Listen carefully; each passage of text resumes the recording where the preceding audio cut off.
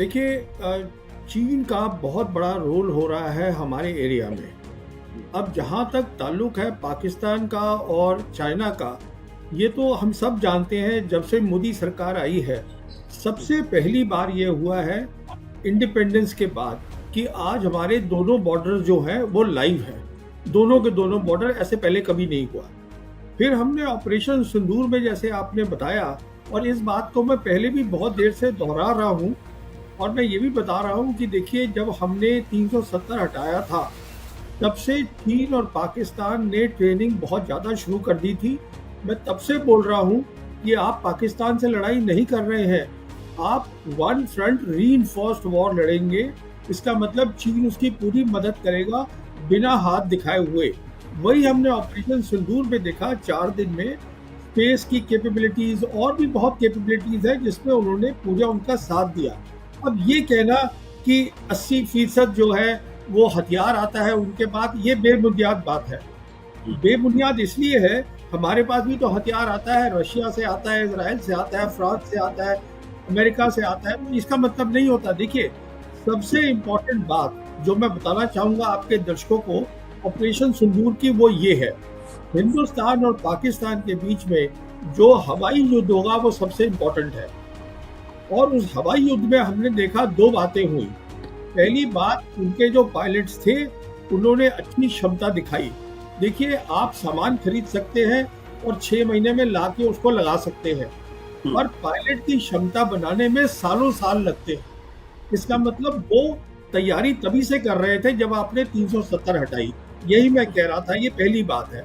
दूसरी बात यह है कि अब जो हमारा सैन्य वो हवाई युद्ध हुआ उसके बारे में अब सरकार बात ही नहीं करना चाहती है, जबकि सबको पता है दुनिया में क्या हुआ, कितनी हमारा नुकसान हुआ, कितने एयरक्राफ्ट गिरे, सब चुपचाप बैठ गए हैं।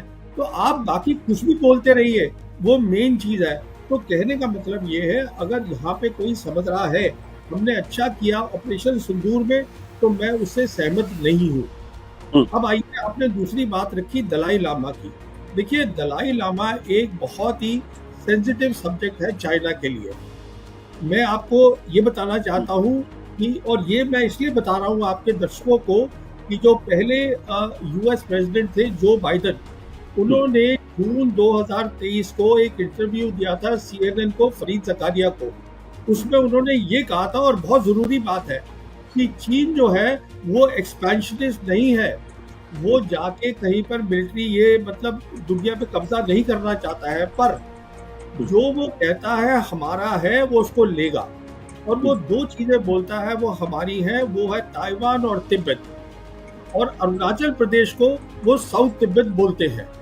तो कहने का मतलब ये है, दलाई लामा जो है उनके लिए बहुत इम्पोर्टेंट है। वो इसलिए है क्योंकि दलाई लामा आखिरी कड़ी है उनके लिए पूरा कब्जा करने की तिब्बत पर।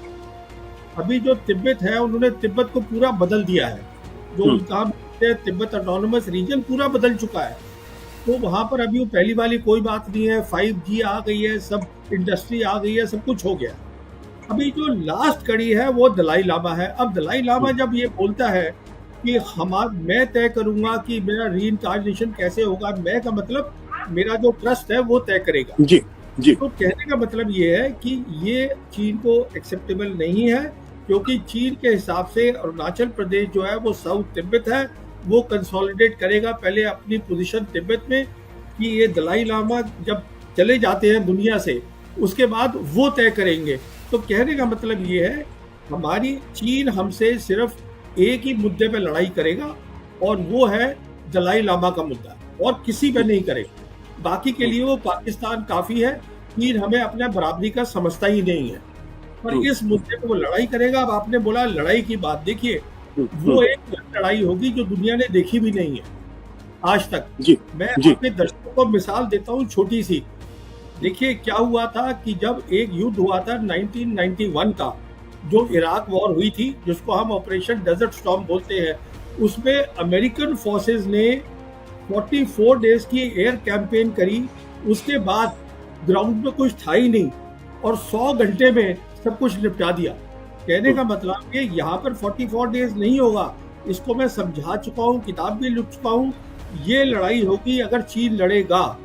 तो वो जो चीजें कह रहा है मैं वापस लूंगा, आज वो क्लेम कर रहा है अरुणाचल प्रदेश, आज जिसको वो साउथ तिब्बत बोलता है, आज वो क्लेम कर रहा है पूरा लद्दाख, उसके पास काबिलियत है। और मैं समझता हूँ कि वो 10 दिन में एक डिसाइसिव जो है लड़ाई लड़ सकता है।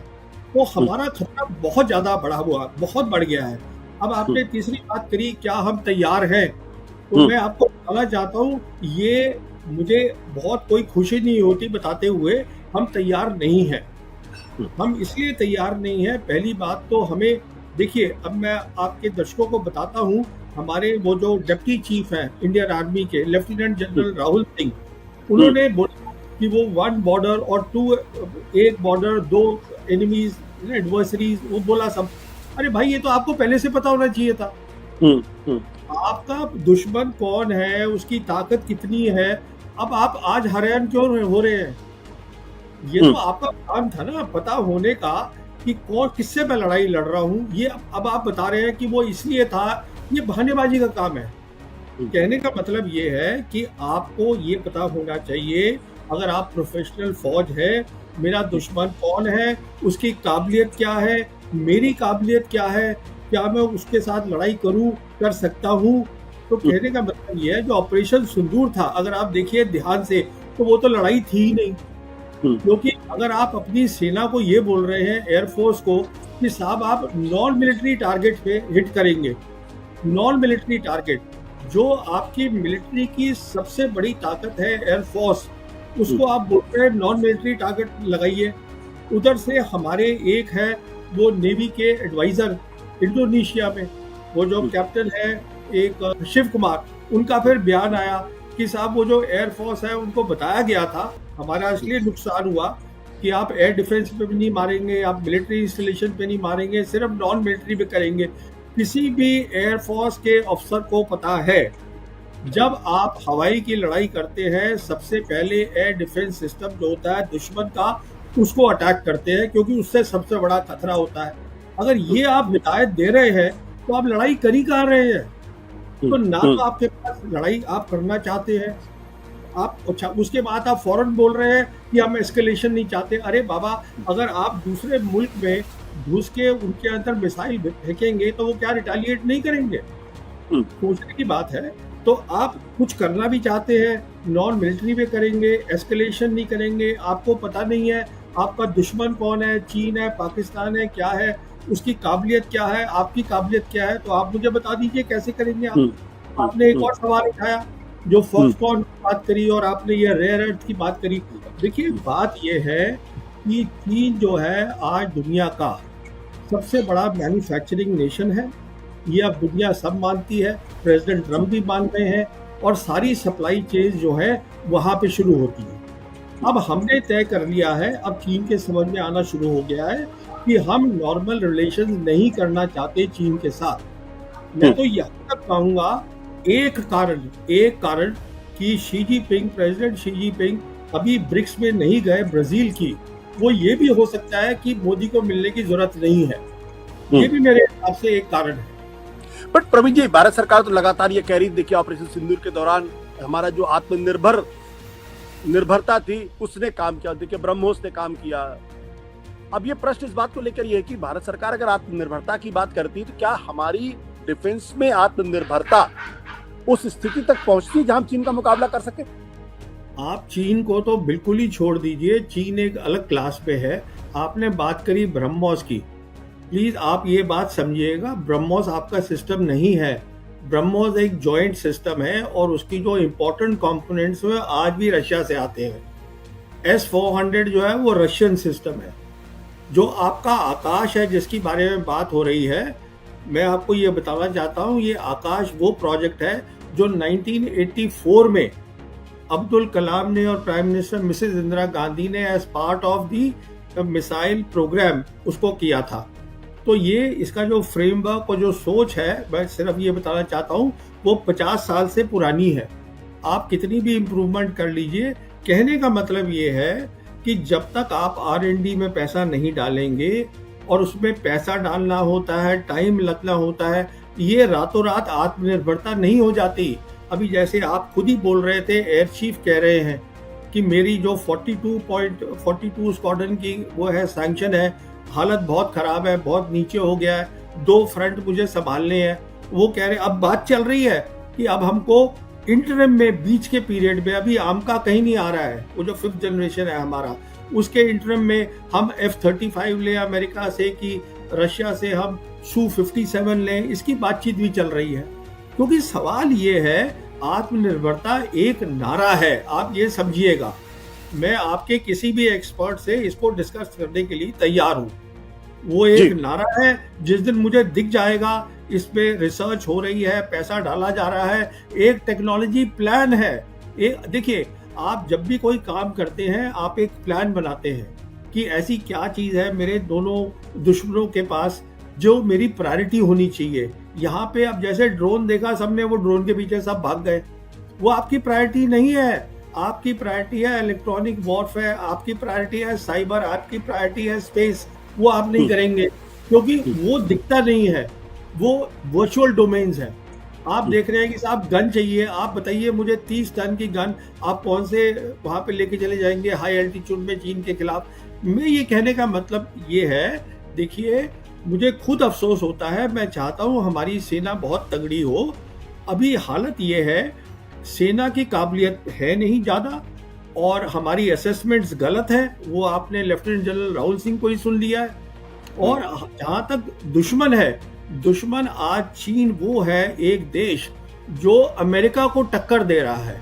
आप समझिए आपने कहाँ कहाँ दुश्मनी बनाई है।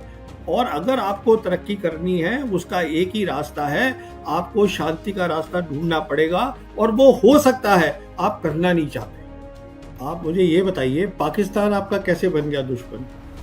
अभी जब ये मोदी सरकार नहीं आई थी, पिछली सरकार तो उनसे बात कर रही थी, प्राइम मिनिस्टर वाजपेयी उनसे बात कर रहे थे। तो कहने का मतलब ये है, जब सरकार आती है तो दुश्मन बनते हैं नए। हमें देखना है, एक फॉरेन पॉलिसी ऐसी बनानी है जिसमें पीस हो, हमारी डेवलपमेंट हो। ना आपका दुश्मन चाइना है, ना पाकिस्तान है, ना आपका दोस्त अमेरिका है, ना इजराइल है। हर मुल्क अपना अपना देख रहा है, तो आपको भी अपना देखना है। अगर आप आज बात शुरू कर देंगे पाकिस्तान के साथ, वो बार बार आपसे कह रहा है कि मेरे से बात करिए आप पानी के ऊपर, ट्रेड के ऊपर और कश्मीर के ऊपर, तो आप बात तो करिए। अब आप कश्मीर पे तो बात ही नहीं करना चाहते हैं बिल्कुल। अब आप कहते हैं सब कुछ नॉर्मल हो गया है। आप प्लीज जाइएगा वहाँ पर कश्मीर में, पता करिए खुद क्या सब कुछ नॉर्मल हो गया है। होता तो वहाँ से आप फौज निकाल लेते, वो आप निकाल नहीं पाए आज तक। कहने का मतलब ये है आशुतोष जी कि दुश्मन कोई नहीं होता कि चीन उसकी मदद कर रहा है, इसकी कर रहा है।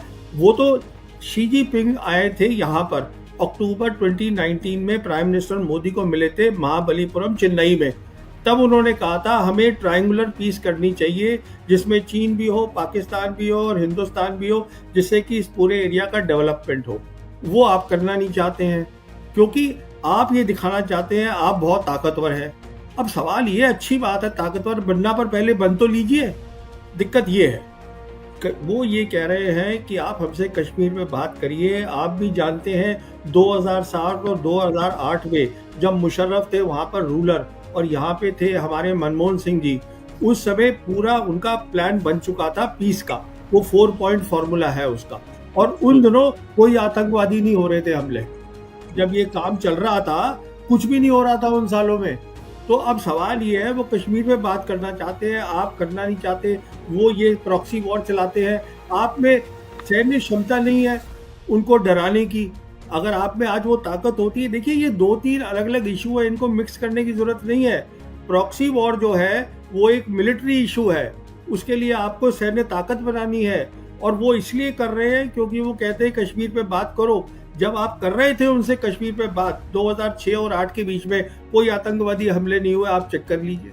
अब सवाल ये है, अगर आप ये कह रहे हैं कि अब कश्मीर का मुद्दा ही हल हो गया, हमें सिर्फ पीओके लेना है और हमें कुछ नहीं करना है, तो सवाल ये है फिर आप ताकत बनाइए अपनी मिलिट्री ताकत। अगर आपकी बन जाएगी वो बंद कर देगा। तो ये जो है ये 3 स्टेप में काम होना है। पहला स्टेप ये है, हमें पीस चाहिए रीजन में। तो जैसे वो बताया गया था, हमें पीस चाहिए चीन के साथ, पीस चाहिए पाकिस्तान के साथ, और दोनों मुल्क तैयार हैं। चीन हमारे साथ नॉर्मल रिलेशंस करना चाहता है, हम नहीं करना चाहते। अगर आप पहले तो शांति कर लीजिए।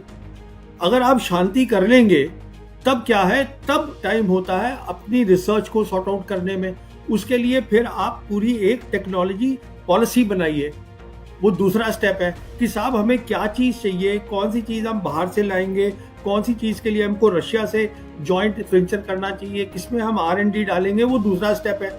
उसके बाद फिर वो टाइम आएगा जब आप कहेंगे कि मैं, और आपको लड़ाई फिर लड़ने की जरूरत ही नहीं पड़ेगी शायद। अगर आप इतनी कोऑपरेशन कर रहे हैं और खुशहाली हो रही है, साउथ एशिया में तरक्की हो रही है, फिर आप किस बात की लड़ाई करेंगे? फिर भी आपको सैन्य शक्ति बनानी है क्योंकि डिफरेंस होना चाहिए। पर हम अब जो मैं आपको प्लान बता रहा हूँ वो अगले 10 से 15 साल का प्लान है। उस समय क्या हालत होगी किसको क्या पता है। पर आप तैयारी तो करिए, अपना टेक्नोलॉजी मैप बनाइए, आप पीस करिए रीजन के अंदर। उसके बाद देखिए स्टैंड हमारा क्या है कश्मीर पे। कश्मीर पे 4 पॉइंट फॉर्मूला था मुशर्रफ का। हमने उस पर बातचीत करी, बैक चैनल बातचीत हो रही थी पाकिस्तान के साथ। तो कश्मीर का वो मुद्दा है जिसमें आपको बात करनी है। और आज कश्मीर जो है उसमें चीन भी फिजिकली बैठा हुआ है। चीन फिजिकली बैठा है लद्दाख में, आपके ईस्ट लद्दाख में बैठा है, पाकिस्तान के पास है, आपके पास है। जो आप कश्मीर का नक्शा देखें तो इसमें तो बात करिए आप उनके साथ। अच्छा, जहां तक ताल्लुक है उसका चीन का ताल्लुक है, दलाई लामा उनके लिए एक सेंसिटिव सब्जेक्ट है।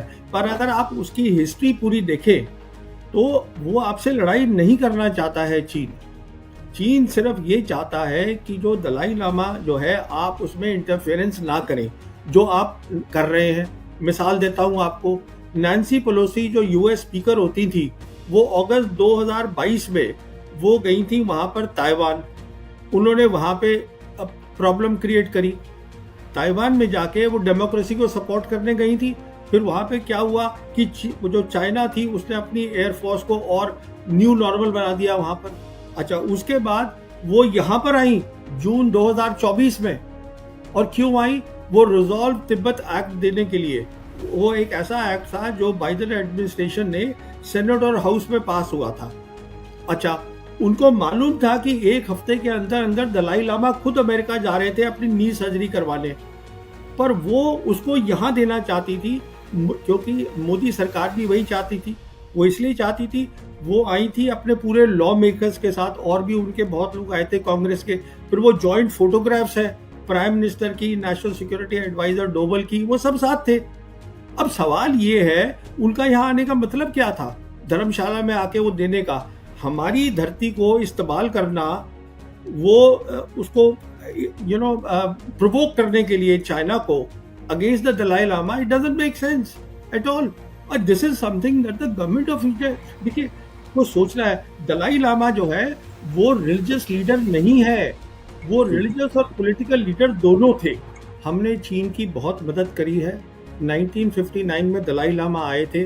अभी मैं उनका जो 1959 में वो यहाँ हिंदुस्तान भागकर आए थे दलाई लामा, तब से वो इधर ही हैं।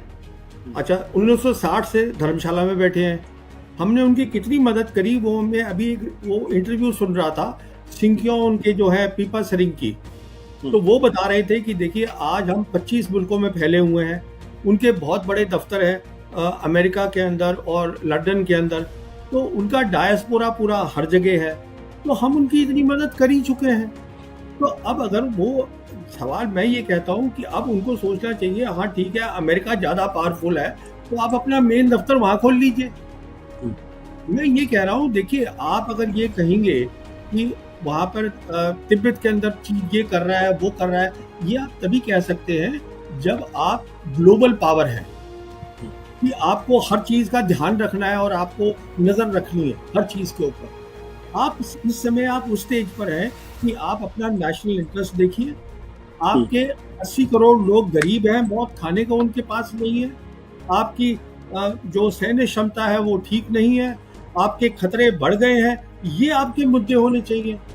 ये कहाँ से मुद्दा है कि वो चीन वहां तिब्बत में कर रहा है, ये तो मुझे समझ में नहीं आया। हम उनकी बहुत मदद कर चुके हैं, अब वो भी अपना खुद मदद करे, अपना देखे कहाँ उनको दफ्तर बनाए, जाके लंदन में जहाँ जो उनका मेन दफ्तर है वहां बना ले। ये कह रहा हूं मैं आपसे। मैं ये कहना चाहता हूं, आज आप प्रेसिडेंट ट्रंप को देख लीजिए, हमारे स्ट्रेटेजिक रिलेशंस हैं उनके साथ। हमने एक बहुत बड़ा जॉइंट स्टेटमेंट इशू करी जब प्राइम मिनिस्टर गए थे फरवरी इसी 2025 में। अभी वो रोज हमें धमकाते रहते हैं कि मैं 10% लगा दूंगा, तुम ब्रिक्स के मेंबर हो, अब मैं इतना लगा दूंगा। हम उनके साथ 500 बिलियन डॉलर का ट्रेड करना चाहते हैं 2030 तक। तो वो प्रैक्टिकल नहीं है क्या? वो तो दुनिया की ताकत है, हम कौन सी ताकत है उनके सामने? कहने का मतलब ये है कि देखिए, आपके दर्शकों को मैं ये बताना चाहूँगा, हम उस कगार पे इस समय खड़े हैं जहां हमारे पास अपॉर्चुनिटीज हैं तरक्की करने की।